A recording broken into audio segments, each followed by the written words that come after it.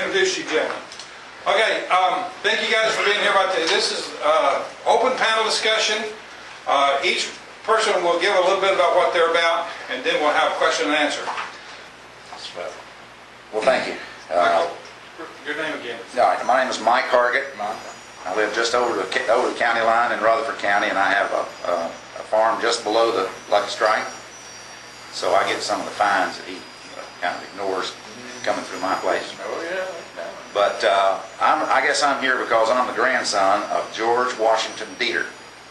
He was the superintendent of the Wolverine Mining Company that was located just north of Ruth, North Carolina. This was an open pit mining operation with shaft mine access for a vein of gold that went across Rutherford County, probably extends up this way also to Vein Mountain. But the Wolverine Mining Company was responsible for a very significant operation there until the late 1920s. And that's when they shut down. It was just too dangerous with the soft rock that we had in that area. But I grew up, and we were talking before we gathered here a moment ago, the fact that my grandfather made sure that all of us were pretty good at panning. And we hated it because it took a lot of time, and we had a lot of other things we'd rather be doing. And I'm sure he was not doing that so we could have a livelihood. He's doing that so he could occupy us and keep us out of trouble. So as such, we all have an appreciation for that, but today the thing I look back on is the stories and the legacy that he shared with us about the gold mining. Eventually it was such that my father owned the part of the property for that mine, the property that had all the shaft pits on it, and there's a few of those left. Many of those have been filled in. But it's an interesting combination of just brute labor for getting that gold out of the ground, and secondly, the technology that was emerging in the 1800s to be applied. Some of the first applications of some of the gold mining technology in the world was right here in North Carolina, and not without some environmental penalty and without some loss of life associated with that. But it is a fascinating history. My historical story relating back to the Reed discovery actually goes back before that as to why people were here in this part of the United States. The first reports of gold here were from Spanish explorers.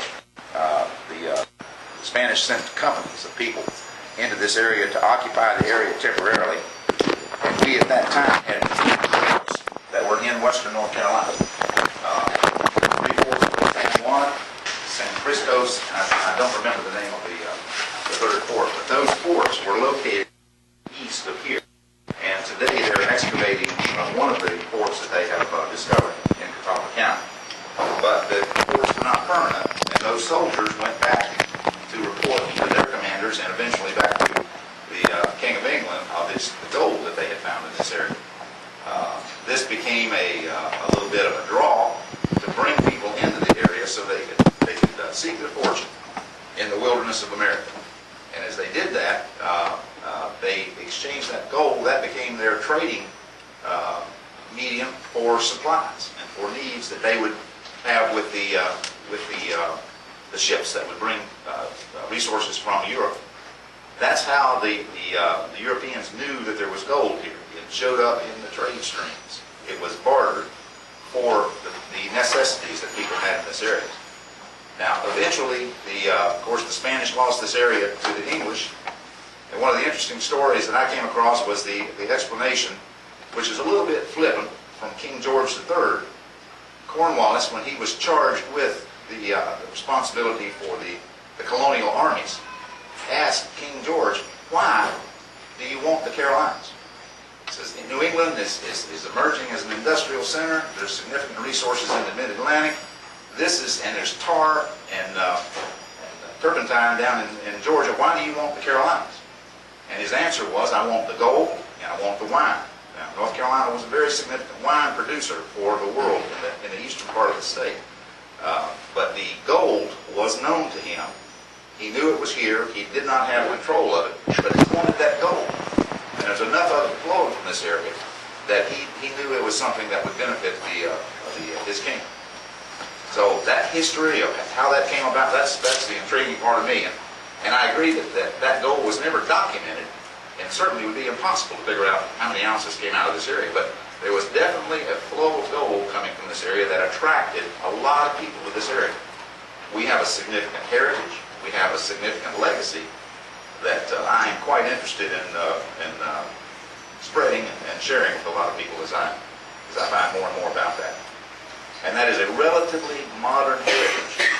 I recently was reviewing a autobiography by Dr. Marshburn, who was down in Mount Vernon area of Rutherford County. And at that time, there was a significant barrier. Up until just at the turn of the 20th century, we did not have good roads from the east up into the mountains here. It was very difficult to get up the mountain. The population from this area came from the north and the west into this area to populate. So that was kind of a natural barrier. One of the interesting stories that Dr. Marshburn tells is that if a young man wanted to take a bride, he had to prove that he was a good worker. He had to prove that he could support her. And one of the tests that they gave him was they said, okay, you go pan enough gold for a gold band, and then we'll talk about whether or not you can marry my daughter. That was the test. And most of those young men, according to Dr. Marshburn, went up to South Mountain, up on the creek, up on the top of South Mountain to pan for gold until they got enough that they could get a wife.